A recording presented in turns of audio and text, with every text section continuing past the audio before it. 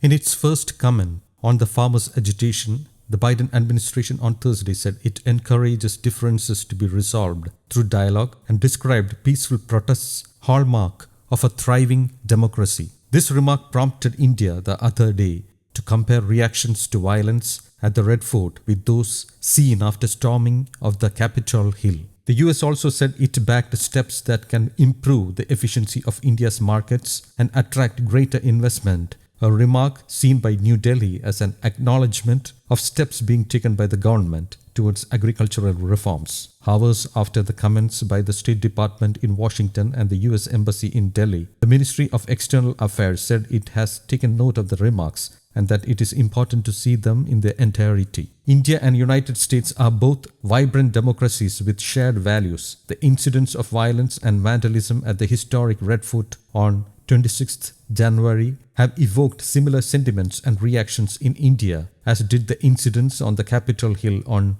January 6th, and are being addressed as per our respective local laws. Minister of External Affairs spokesperson Anurag Srivastava said at a media briefing. He said the temporary measures with regard to internet access in certain parts of the national capital region were therefore understandably undertaken to prevent further violence. He also said any protest must be seen in the context of India's democratic ethos and polity and the ongoing efforts of the government and the concerned farmer groups to resolve the impasse.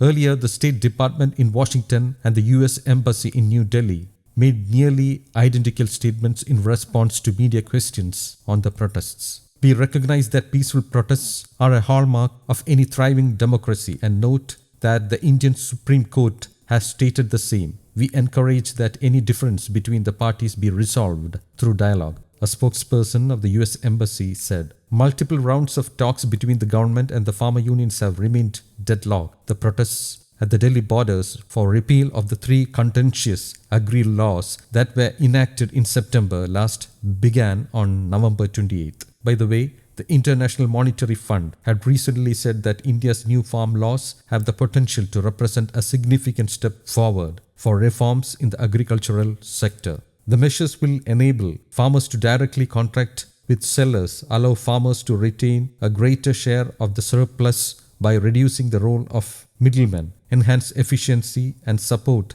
rural growth, IMF Communications Director Jerry Rice told reporters in Washington last month. News Desk, Kaumadi English.